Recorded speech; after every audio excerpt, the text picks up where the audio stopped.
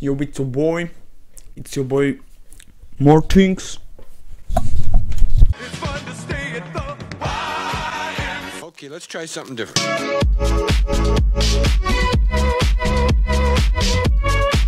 OK, zdravím všetkých, tu som ja Martina. Čo to je? Čo to je, mi povedz? Vypadám ako brokolica. Proste brokolica. Áno, každopádne. Ideme si zahrať Aether.io. Je to vlastne to, alebo čosi?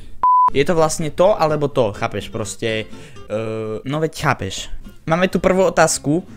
Mať prvú edíciu holografického Charizarda, čož je Pokémon. Aspoň si myslím. Lebo ja som nikdy v živote nekúkal Pokémona. S Pokémonmi som sa vždy iba hral a ešte sa s ním hrám furt.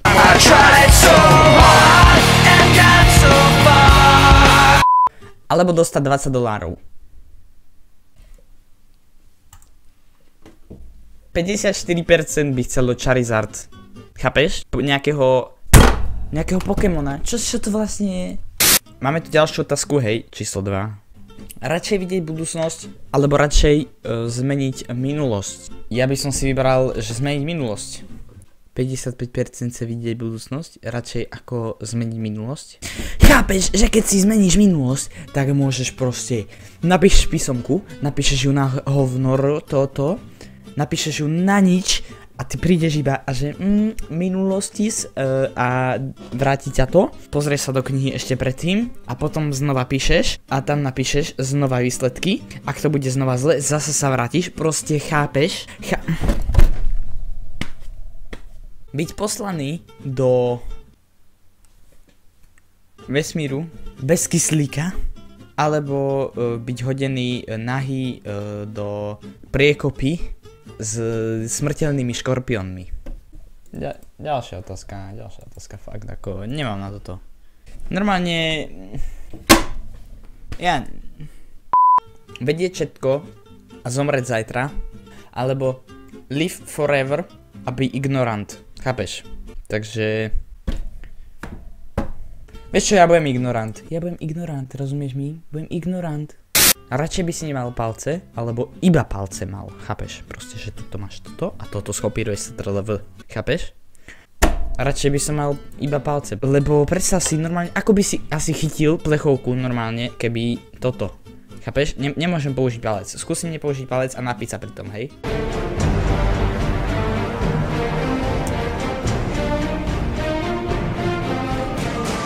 Dal som to. Byť Harry Potter alebo byť Luke Skywalker. Kto je Skywalker? Harry Potter budem. 49% iba Harry Potter chce byť. Byť duch alebo byť démon. Duch. Vieš prečo? Pretože proste to je drsné, nie? Lebo keď si to tak zoberieš, tak proste keď si duch, tak môžeš robiť úplné pecky, hej? Napríklad kúkaj sa, hej? Kúkaj sa. Ja som teraz duch, predstav si, že som duch, hej, poletujem a som naspäť, hej, a teraz si predstav, že som démon, hej. Proste neprejdeš cez dvere. Piť Starbucks kafe alebo piť Dunkin Donuts kofe. Ani v jednom som nepil, neviem ako to tam chutí. Viem len to, že som sa bol do Starbucksa vyšťať v Prahe, ale tie hajzle tam boli natlačené jak pre buzerantov, keby tam si vo väznici. Takže Dunkin Donuts. Hej, radšej chodíte šťať medzi buzerantov, 74%. Bože môj! Olíznuť zem v klube, alebo olíznuť toilet sedátko na Walmarte. No ako nemám problém olíznuť sedátko v Walmarte na hajzel, hej? Neviem prečo to si to zvolilo iba 12%, lebo chápeš, oni nepovedali jaké toaletné sedátko, lebo ty môžeš prísť a tam majú v krabici nové sedátko na hajzle a ty si ho vyťahneš a olízneš ho. Easy, nie? No to čo je? OK, takže toto by bolo pre tohto video všetko, pretože